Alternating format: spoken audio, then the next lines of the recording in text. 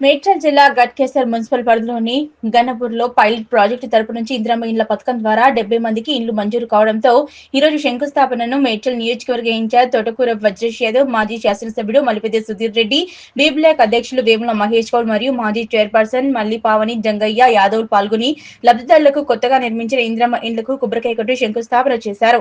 అనంతరం రాష్ట్ర ముఖ్యమంత్రి రేవంత్ రెడ్డి చిత్రపటానికి పాలాభిషేకం చేశారు.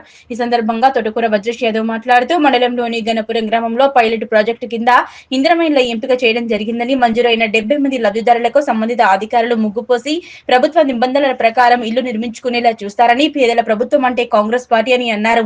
గతంలో ఇందిరాగాంధీ, సోనియా గాంధీ నేతృత్వంలో వైఎస్ రాజశేఖర రెడ్డి పేదవారికి ఇందిరమ్మ ఇండ్లు ఇవ్వటం జరిగిందని గుర్తు చేశారు.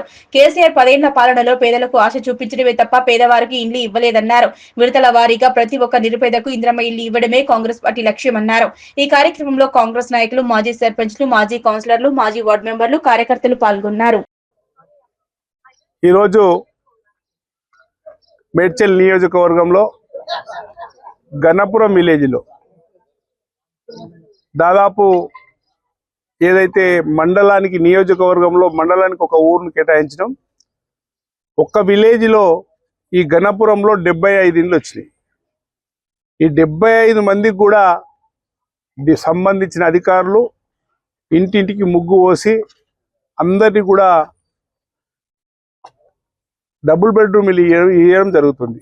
గౌరవ ముఖ్యమంత్రి గారు, రాష్ట్ర ప్రభుత్వం తీసుకున్నటువంటి నిర్ణయం, ఆనాడు కేసీఆర్ ప్రభుత్వం నియోజకవర్గంలో ఒక్క ఇల్లు కట్టించిన పాపన వాళ్ళే 10 సంవత్సరాలు. మేమేదైతే మా కాంగ్రెస్ పార్టీ అధికారంలోకి వచ్చిందో ఆనాడు ముఖ్యమంత్రి, మంత్రివర్గ సభ్యులందరూ కూడా నియోజకవర్గానికి 3500 ఇండ్లు ఇస్తే దాంట్లో ఈరోజు 5 ఊళ్ళల్లో దాదాపు 500 పైచిలకు గ్రౌండ్ అవుతా ఉన్నాయి.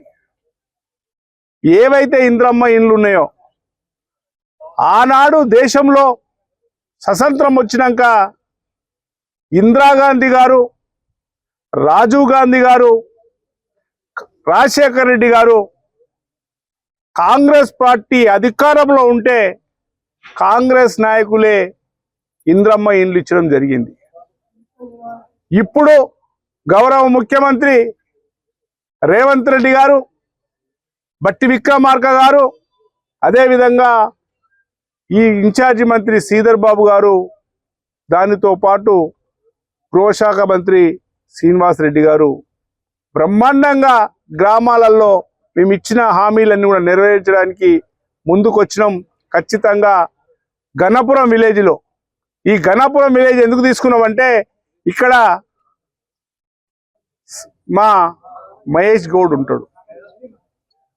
ఆయన ఈ ప్రాంతంలో ఉన్నటువంటి బి బ్లాక్ అధ్యక్షుడు కనుక ఆ గ్రామంలో తీసుకోవాలన్న ఉద్దేశంతో మరి మా కార్యకర్తలు ఎక్కడెక్కడైతే ఉన్నారో కార్యకర్తలను అందరినీ కూడా పోగు చేసి, ఇక్కడ గట్కేసర్ మున్సిపల్ చైర్మన్ గారు ఉన్నారు, గట్కేసర్ మండల పార్టీ అధ్యక్షుడు ఉన్నాడు, అందరం కలిసి కార్యక్రమం చేస్తున్నాం.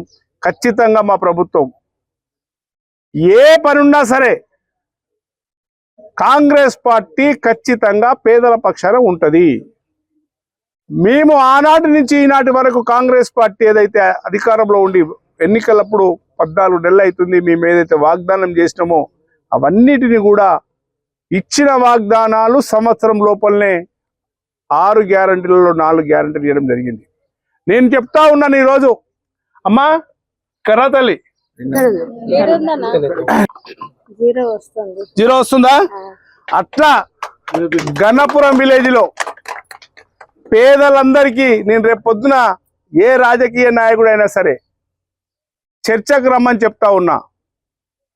ఈ నియోజకవర్గంలో మొత్తం రాష్ట్రంలో 50 లక్షల మందికి ఫ్రీ కరెంట్ ఇస్తా ఉన్నాం.